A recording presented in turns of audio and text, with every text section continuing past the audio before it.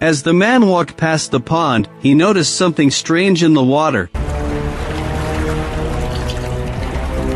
Seeing the ugly face of the demon, the man drew his gun and fired. However, the bullets did not harm the demon at all. At this moment, the demon counterattacked. The man was instantly choked by an invisible force, then quickly fell to the ground. His companion heard the noise and rushed over, but he was controlled by the deathly sound and knelt down. The demon looked around in panic.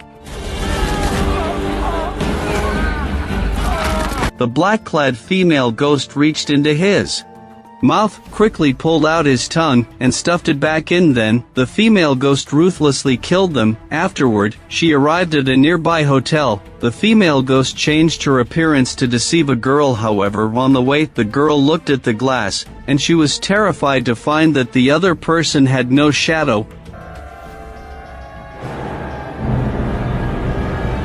Will the girl be able to escape this fate? Today, let's take a look at this Thai horror film. A few young men retreated after finishing a battle. Tired from their journey, they stopped to rest. At this moment, a young man tried to lighten the mood by telling a corny joke. However, in the next second, the others were frightened and scattered to escape, but they still couldn't escape the merciless artillery fire. They were all blown to pieces. Soon, the enemy came to clean up the battlefield. The surviving boy saw this scene and was filled with helplessness and despair, but when he turned around, he saw a terrifying black-clad female ghost approaching not far away. She was slowly walking towards him with a grin. At this moment, the enemy had arrived beside him, raising their bayonets, but strangely, the enemy's movements seemed to slow down by tens of thousands of times. The boy looked at the female ghost in confusion. The female ghost said she could help him escape this fate, but the condition was that he must become her slave. Desperate to survive, the boy quickly nodded. Then the female ghost took out her own tongue and stuffed it into the boy's mouth. After the boy swallowed the tongue, his body began to twitch uncontrollably. Strangely, the enemy suddenly couldn't distinguish friend from foe. They began to kill each other. In the end, the boy miraculously survived. He searched everywhere for the female ghost, turned, and found her smiling at him again. From then on, the boy became the ghost's subordinate Ian, who had a vendetta against the female ghost. Burst through the door. He was hopeful that he would find the black-clad female ghost here, but when he saw that the figure in the room was not the ghost, Ian instantly felt disappointed and lowered his shotgun. He turned to tell George beside him and instructed him to take out the holy water. He subdued the demon possessing the man in front of him. George reminded him to be very careful not to lose his life before finding the ghost that had eaten his sister. Upon hearing this, Ian felt a wave of sadness. Just then, the demon issued a provocation. Ian instructed George to hurry outside. George immediately went outside to dismantle the stairs. The villagers gathered around and asked what he was doing. George explained that he was going to reverse the stairs, which would confuse the demon when it tried to escape. On the other side, Ian had already begun to violently exorcise the demon. He pinned the demon to the ground and beat it mercilessly. Soon, the demon was beaten into submission. At this moment, Ian demanded that the demon reveal the location of the female ghost. To his surprise, the demon ran away. The demon was completely bewildered and let out an angry roar. It was all the tricks played by him and his friends, so it rushed over in anger, wanting to fight desperately. However, it was still no match for Ian. For a moment, Ian easily killed the demon. At this moment, George timely handed over a shotgun loaded with special bullets. The demon, with the gun pressed to its forehead, didn't want to be turned to ashes, but it was on a completely different level than the black-clad female ghost. It definitely had no right to know the whereabouts of the other. However, it did know where the ghoul that raised the female ghost lived. After getting the location of the ghoul, Ian took out a catfish, which made the demon leave the man's body. In theory, it should have been given a chance at redemption, but Ian threw it into the fire because he didn't believe that the demon would turn over a new leaf after leaving. Then, the two ran to investigate the ghoul and discovered that his evil deeds were heinous. He had actually dug up and eaten the intestines of many villagers. Panicked villagers called for monks to subdue him, but undoubtedly, All of them failed. Moreover, knowing they were looking for him, the ghoul fled to the deep mountains and forests to hide. After that, no one ever saw him again. Unexpectedly, Ian's expression turned serious after reading the records in the book. He thought it was ridiculous for one ghoul to raise another. If they teamed up, he might have no chance of winning. However, he was unwilling to give up any clues that could lead him to the female ghost, then asked George what the forest, where the Ghoul King was located, looked like. George said that the forest was filled with danger. There were many supernatural dangerous creatures inside. Going in there was no different from going to hell. When he was young and impulsive, he ventured inside. As a result, he almost lost his life. After hearing this, Ian said that Pu Wang's powers had greatly diminished in recent years. At most, he could barely survive by eating a few children, but if left unchecked, if he received the female ghost's help, killing him would be more difficult, and if the female ghost regained all her powers, Ian's surviving family members would be in danger. Upon hearing him say this, George decided to go along as well. After all, he had almost died at the hands of the female ghost before.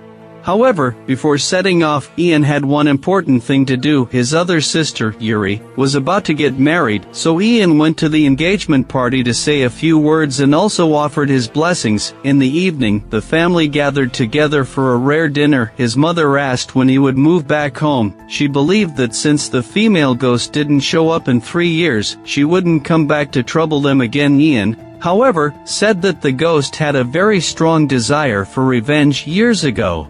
They had weakened her, and she would definitely return for revenge, so he had to kill her before she could act. Their father listened in silence and left. After dinner, his 2 younger brothers came to tell Ian that although their father had not expressed his thoughts, he held a shotgun every night to guard the family. In fact, everyone shared the same feeling that something lurked outside the house at night. Suddenly, Yuri came over with their younger sister, Leah. They sincerely thanked their older brother for constantly hunting ghosts to protect the family over the years. The next day, Ian and George packed their things to enter the forest. At this moment, a man named Uncle Cohen, full of hatred, approached them. He proposed to join them in the forest. Ian thought he wanted to hunt animals for money. To his surprise, Uncle Cohen said he wanted to kill the ghouls. Pu Wang.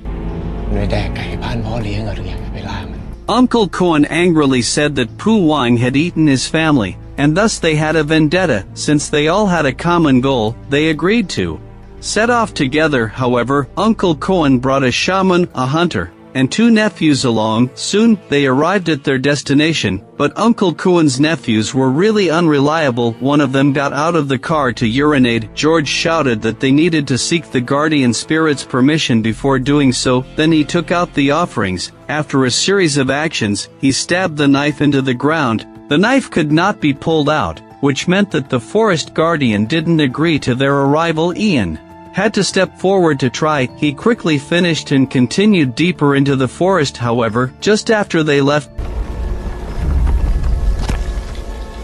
Uncle Cohen's nephew spoke carelessly along the way. He mocked George as a witch. Ian expressed his dissatisfaction to Uncle Cohen. Uncle Cohen replied that when they were still children, their mother had been killed by Pu Wang. Ian asked what they had done to provoke Pu Wang's cruel killings. It turned out that years ago, to eliminate Pu Wang, the villagers, along with monks, burned down his dwelling.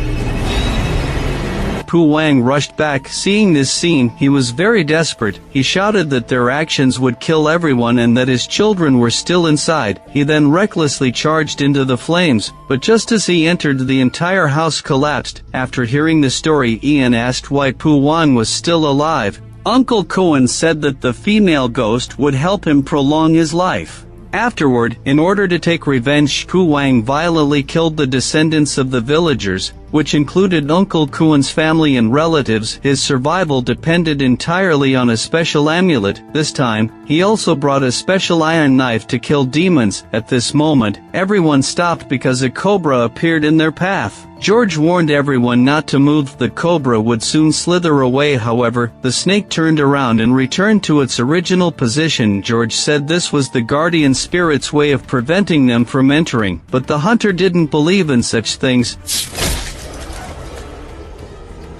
The hunter cursed loudly in pain and was instantly bitten by the cobra, losing his face, then died. The nephew shot at a cobra. George was very angry about this. He warned them not to kill the creatures in the forest at will, or they would surely face punishment. In the evening, they found a seemingly safe place to rest. They had no idea if they would safely get through the night. Meanwhile, Ian's father was keeping watch. Suddenly, he seemed to sense something and opened his eyes. At this moment, Yuri was bathing her younger sister, but the little sister suddenly became grotesque and terrifying. She harshly said that no one could escape her grasp. Then Yuri witnessed her sister pull out a tooth with her own hands. She was so frightened that she ran away in desperation.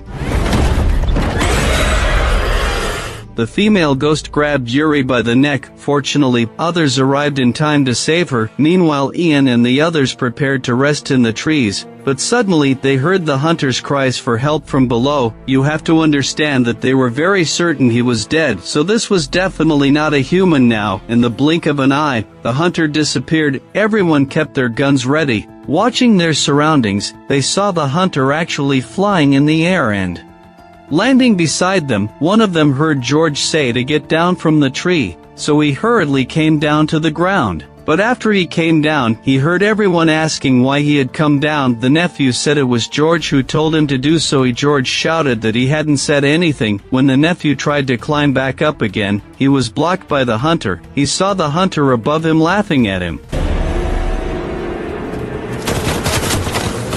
It was clear that the nephew was being played by the demon. He shot his allies. In the end, he was controlled and ended his own life. His death was just like that of the snake. Afterward, the headless corpse twisted strangely on the ground. It soon disappeared. Now the trees were no longer safe. The group had to follow George in chanting prayers to beg for God's protection. However, the prayer was too long, and everyone could not remember it. At this moment, the shaman, who had been shot by the nephew, surprisingly revived and boldly said that he would eat everyone. Ian rushed in and threw a punch, but just as he killed him, the hunter returned, gun in hand. He began to fire wildly, catching everyone off guard. In order to survive, the group could only escape desperately, but the other nephew at the back was dumbfounded because everyone had suddenly vanished. Suddenly, Uncle Kuan's voice called out from a distance. The nephew immediately followed the sound. When he arrived, he realized he had been tricked. He was so frightened that he turned around quickly. Meanwhile, Ian, who was at the front, encountered trouble as well. The hunter suddenly lunged at him, knocking him to the ground. Fortunately, Ian was strong, and he quickly broke free from the restraints and turned the situation around. Ian was preparing to shoot and kill the hunter, but the hunter surprisingly said there was still time to go back and say goodbye to his family. Meanwhile, the unconscious nephew woke up. He dragged his battered body in search of Uncle Cohen. He saw multiple demons gradually approaching. The nephew begged for mercy, promising that he would become a vegetarian and chant prayers to release souls from purgatory for everyone. Unexpectedly, when he opened his eyes again, the demons had indeed left. Suddenly, a strange noise came from behind. In an instant, the nephew was torn in half by a tiger. After a long night, they finally made it to dawn. Only Ian and two others survived. They then continued their search for Pu Wang's lair. When they saw the ground littered with corpses, they knew they had found the right place. George immediately looked around and watched as Pu Wang came ashore. He immediately fired a shot into the sky. Seeing that Pu Wang was not deterred, he fired another shot at him, yet Pu Wang remained completely unharmed. He took out a clay figure and grabbed its neck. Immediately after, George clutched his neck and fell to the ground. At this moment, Ian asked where Pu Wang's female ghost was. Pu Wang replied that he didn't keep a female ghost. Instead, he was imprisoned and enslaved by her. For 100 years, she had sought to escape from him, but she had failed every time, because he had eaten the tongue of the female ghost before. He then became a puppet for killing. Even his children had ended up in the belly of the ghost. Ian asked why he didn't find an opportunity to kill her. Pu Wang said he had almost succeeded back then. The villagers and monks had ruined his ritual. Afterward, to evade the female ghost, he came to the forest, but the female ghost would eventually come looking for him. Once she got her tongue back, she would become extraordinarily powerful and unbeatable. The reason the female ghost had not found him for years was because of the amulet he wore, however. As soon as he finished speaking, Uncle Kuan suddenly chopped off Pu Wang's hand and shouted for the female ghost to quickly retrieve her tongue. Pu Wang warned that this would endanger everyone, but Uncle Kuan said the ghost had promised him that she would spare his family if he got her tongue back. At this moment, the female ghost suddenly took control of everyone's bodies. They immediately inflicted pain upon themselves to wake up. Pu Wang realized that the female ghost had returned. The female ghost reached into Pu Wang's belly and successfully took her tongue back. At this moment, Uncle Kuan was still fantasizing that the ghost would spare him. To his surprise, she sliced open his artery. Now only Ian remained as a problem. The female ghost chanted incantations to disturb his mind. Ian gritted his teeth and hurriedly changed his ammunition, but in the end, he was controlled and ended his own life. The female ghost said that next it would be his family's turn. Ian's family was busy preparing for the wedding. They calculated the time, and if everything went well, Ian would soon return to attend the wedding. At this moment, they ran out of red ribbons for the wedding candy. Yuri and their mother got up to get more, but suddenly, darkness engulfed the area. Outside, lightning flashed, and rain began to pour. Yuri and the others felt scared. Their mother comforted the girls that it was just a power outage.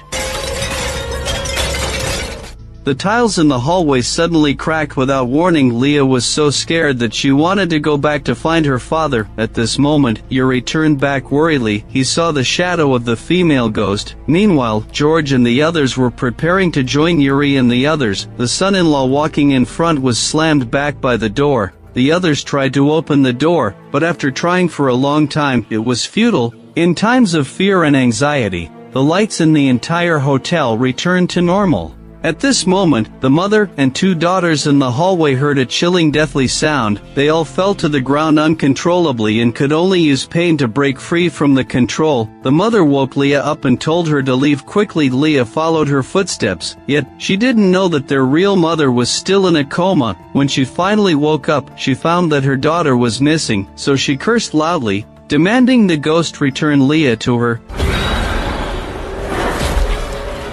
Soon, the female ghost controlled the mother. Meanwhile, the ghostly version of the mother didn't take Leah upstairs. Leah asked where they were going, but when she looked at her mother's arm again, she discovered that her arm was withered and terrifying. Leah screamed in fear. The ghost immediately covered her mouth. In a critical moment, Leah opened the door to the adjacent room and narrowly escaped, but the female ghost would not let her go. She grabbed her ankle and wouldn't let go. Leah struggled desperately but in vain. In a panic, she grabbed an umbrella and thrust it toward the ghost's eyes. Then she seized the opportunity to run out. However, Leah had barely run a few steps when she encountered her mother, armed with a weapon. Her mother's eyes were bloodshot, and her face was twisted. Leah realized something was wrong and turned to run. But her mother and the female ghost attacked her from both sides. They quickly caught her again. Just as her mother was about to kill her, her brother timely pulled the little sister away. The mother still wanted to attack when another son immediately came from behind and hugged her. The mother went into a frenzy of killing. Just as she was about to achieve her first kill, Ian suddenly appeared and stopped her. It turned out that Ian had only been temporarily unconscious. George, who woke up first, took a closer look and realized that a doll covered in protective spells by Pu Wang had saved Ian. At this moment, to free his mother from the ghost's control, Ian pressed the amulet against her forehead. His mother convulsed and then fainted. Meanwhile, Yuri was still searching for the others. Suddenly, Leah ran past him. She wanted to chase after her. The female ghost threw Yuri against the glass door, injured. Yuri forced herself to open her eyes and actually heard the voice of her dead sister. In the next moment, she appeared unscathed in front of her sister, but the sister complained that she was about to escape the ghost's revenge. Once married, she would belong to her husband's family. Yuri kept apologizing for not saving her back then. At this moment, the sister hoped that she could help her escape. Yuri, feeling guilty, asked what to do. The sister replied that she needed to give up her body. Yuri then realized that the person in front of her was not her sister. She wanted to escape from here. Suddenly, the room was flooded with blood. Although Yuri was attacked in the illusion, in reality, she was all alone. She pulled a tooth out of her mouth. The female ghost immediately grabbed it. As long as she ate the tooth, she would be able to take over the other's body. However, Ian would not let her have her way, seeing that Ian was still alive. When Ian and George reacted, Yuri was already in the hands of the female ghost. She even said that if they wanted to save her, they should throw away the amulet taken from Pu Wang. Ian had no choice but to comply, but how could a ghostly creature like her ever keep her word? Once her goal was achieved, she immediately cast a spell and disappeared. Ian was frantic with worry. He rushed forward without hesitation and grabbed his sister's hand. The female ghost disdainfully glanced at Ian and mocked his overconfidence.